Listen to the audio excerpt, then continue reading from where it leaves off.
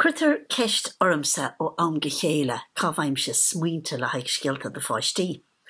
Well, uaireanta bíonn sé an éasca ach uaireanta eile bíonn sé fíor jacar agus éon uair a míimse I bunk. An rud a dhéanam ná go dosím ag éirí carachtar a chruthú. Agus is minic a hagann scéal as sin. Mí nó mé díomh an rud atá geiste go agus an sin is féidir libhse dul agus for carachtar féin a chruthú. Belach sin plí le né seo a dhéanamh ná tosnú le hanam an duine.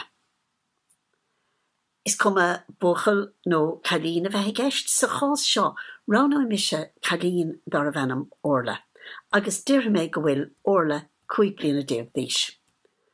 Anis an rud atá le déanamh ná orla a fhorbairt mar gcuine. Díalt mis mar hampla díalan lé a scríbhde, Ibrúmach cad a ihansi, cad a dhéanann si gach lá, cinsáis éadaí a chahann si bhfuil cáirde aici. Ach an rud is táchtaí dar lumsa, ná ibrúmach cin sort duine í. Cad iad na tréimhse a bhaineann leihí dar leatsa. Déad chása trí nó ceiricín de tréimhse aránú. Déad chá rá mar hampla go bhfuil orla cummasach cloiste ar an múil. Agus anis, fíorthaigh díad hain, conas a hagann sé sin amach an é go bhainn si an ó bí I gcónaí I ngach scrúdú scoile. Tré eile beidir ná go bhfuil si tharbheith néalta, panaracht, iontacht néalta aici, agus nuair a théann si ar scoil, ní bhíonn iridis ribbe grúige as áit. Anis, tá méid sin an siimplí nach chuil. Ró himplí beidir.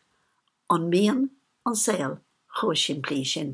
An féidir duine a chur I musca mar sin. Ní dóile mé. I granú orm féin mar hampla dá bhéchá ar mo chuid leabhar. Seans go gapfá gur duine an eagrathe mé. Agus nuair a hagann sé chomh fada leis an dréocht dearnach, bím se anna eagrathe. Ach dá bheicá. An chéad nó an dara dréocht ní cheapá go raibh mé néalta nó eagrathe, agus tá bheicá ba thiomar codalta, cínte nach néarfá go bhfuil néalta.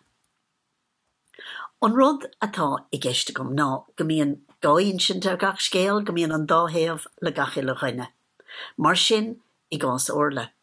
Tá si cloiste, cummasach agus í sa siomra ranga. Ach, agus se an rud is táchtaí an ach sin. An bhfuil áit éigean ina scéal, nach bhfuil si chó cummasach céanna. Beidir go bhfuil si go donna ag cuasaí spórt, nó beidir go bhfuil si anna chóthaileach agus nach bhfuil sé éascade do le caintla daoine eile. Cruthaigh tusa de charachtar féin anois, agus déal an rud céanna le pe tréimhse atá luaite gutsa.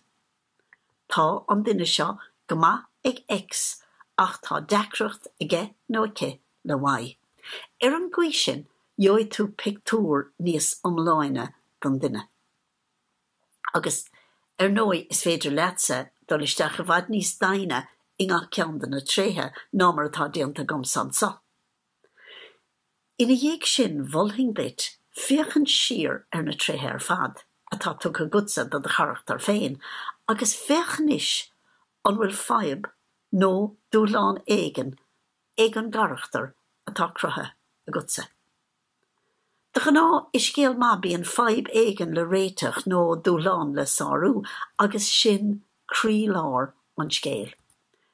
I gás orla mar hampla an bhéaltach duine éigean ar scoil a bheith iad leihí, mar go bhfuil si chomá sin ag na Harvard scoile, beidir go mbíonn daoine ag maga fuaí.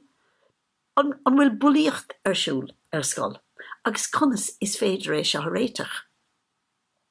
Anis nílann seo ach smaoinemh beag bídach a bhain. Cruthaigh tusa de charachtar féin anois. Cén sort duine, é nó í, bí cínte go bhfuil an ach sin ann, agus nuair atá an carachtar cruthaithe agat, cén aib atá aige nó aici, agus conas is féidir an aib sin a réiteach. Beir de fiann agus buin súpas.